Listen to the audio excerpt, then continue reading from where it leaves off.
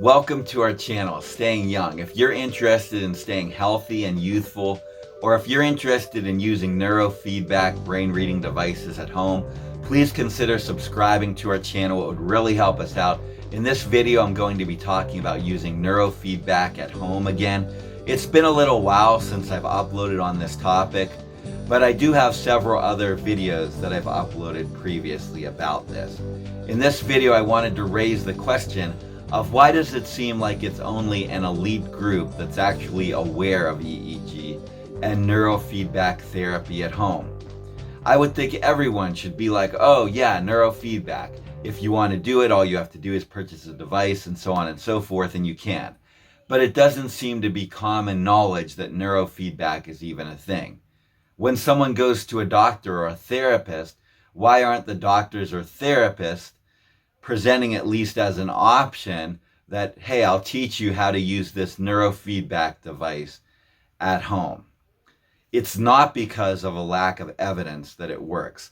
There seems to be two main reasons as to why neurofeedback hasn't caught on in this way. And I'm going to be going through both of these reasons in this video. But first, I just wanted to raise a question.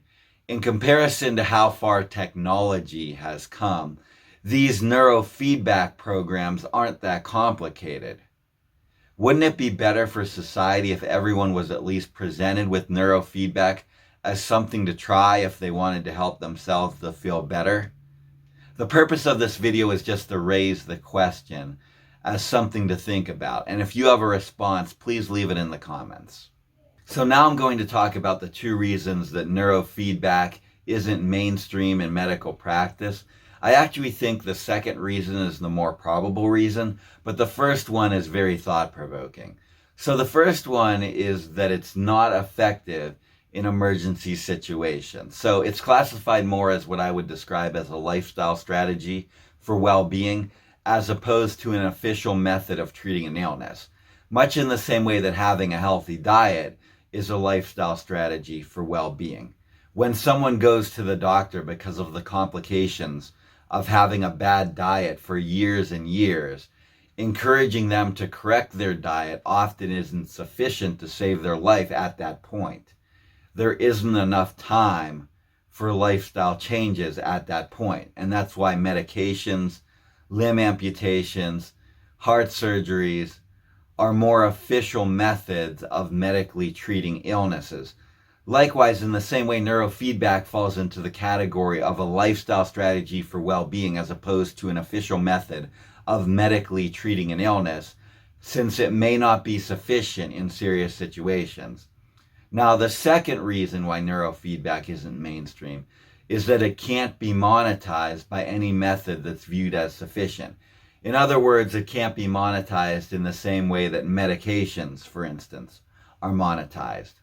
Now, the reason that I think that the second explanation is the more probable one is that there are other treatments that have made it into the mainstream that are also not that effective in emergency situations.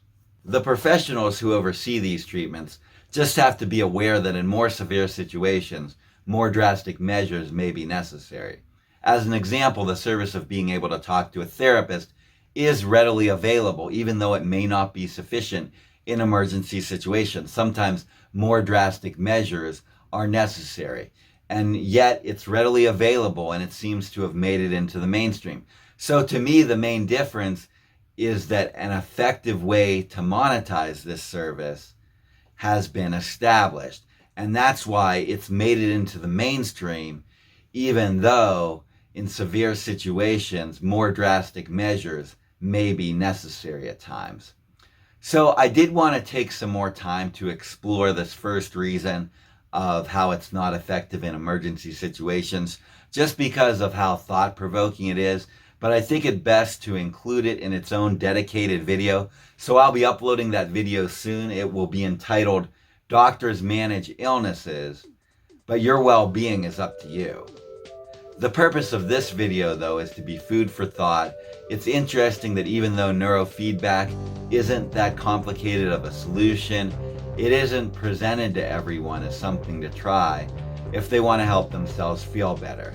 The purpose of this video is just to raise questions as something to think about. If you have any observations about this, please leave them in the comments. If you enjoyed this video, please give it a thumbs up. It'll really help us out. And there's some similar videos on the screen now for you to click on and check out.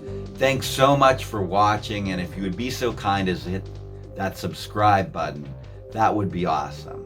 Thanks again. Bye.